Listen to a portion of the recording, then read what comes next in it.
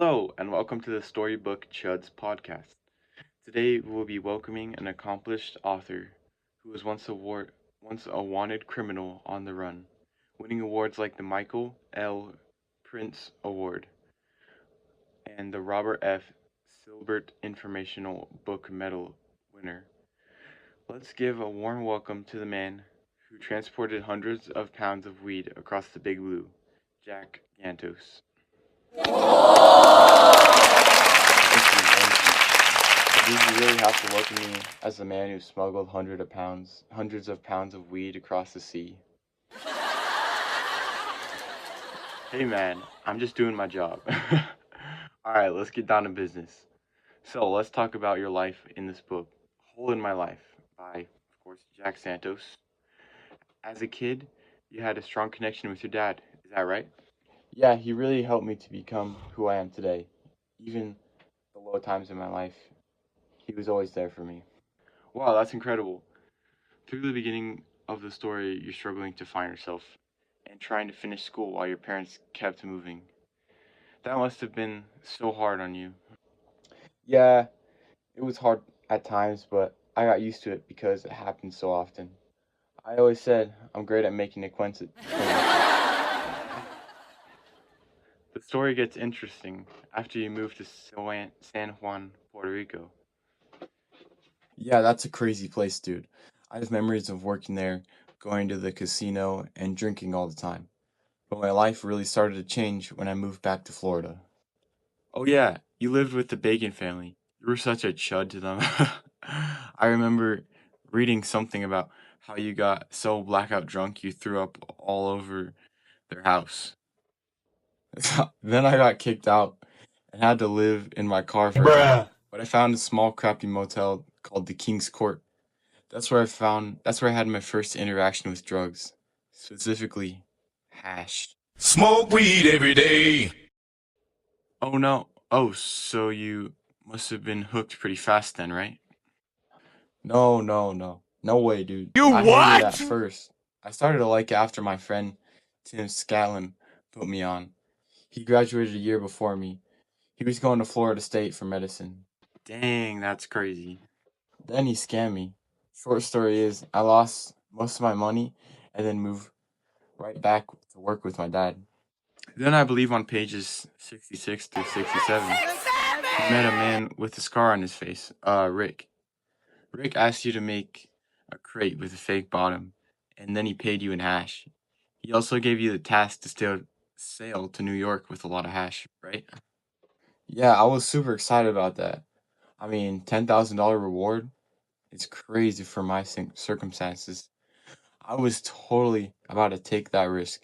I wanted to explore, and I needed something interesting to happen in my life. Yeah, I've never done anything like that, but whatever floats your boat, I guess. Well, of course, you then sailed to New York, then received $10,000. Yeah, I was so excited after we made it to New York. That sweet cash was mine. I was living the dream. Then, of course, everything went downhill from there. After Hamilton was caught at the hotel you were staying at, you sprinted away, took a train, a plane, and then a car back to the King's Court. Yeah, those were some intense moments in my life. Then, of course, I had to go back to New York because my father said I had to.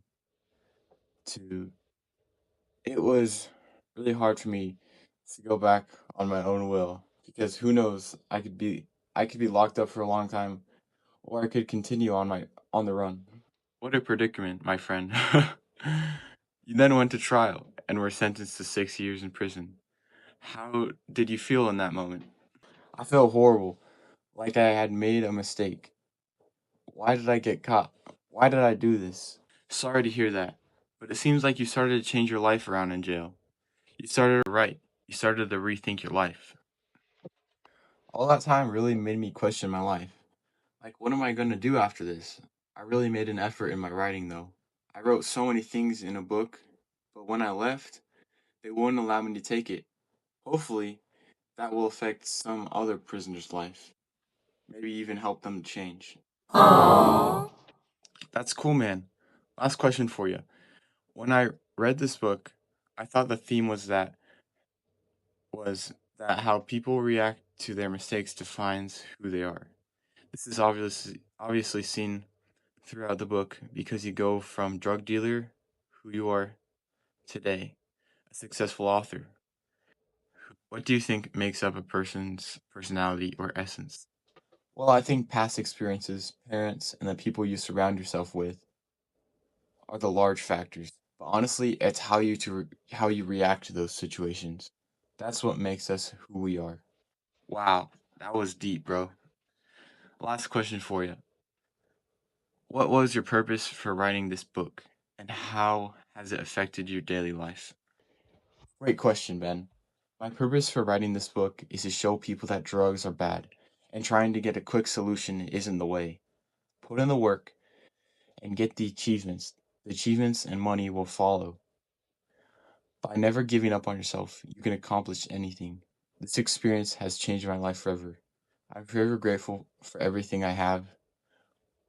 I work for what I have, and I promote a healthy lifestyle to kids who might be going down the wrong path, as I did. Wow, that's great. Well, thanks for coming on the show tonight. I hope you have a wonderful rest of your day, sir. No, thank you. It was a pleasure. All right, folks. We'll see you next time on the Storybook Chuds podcast. Peace. That's alright. Hush.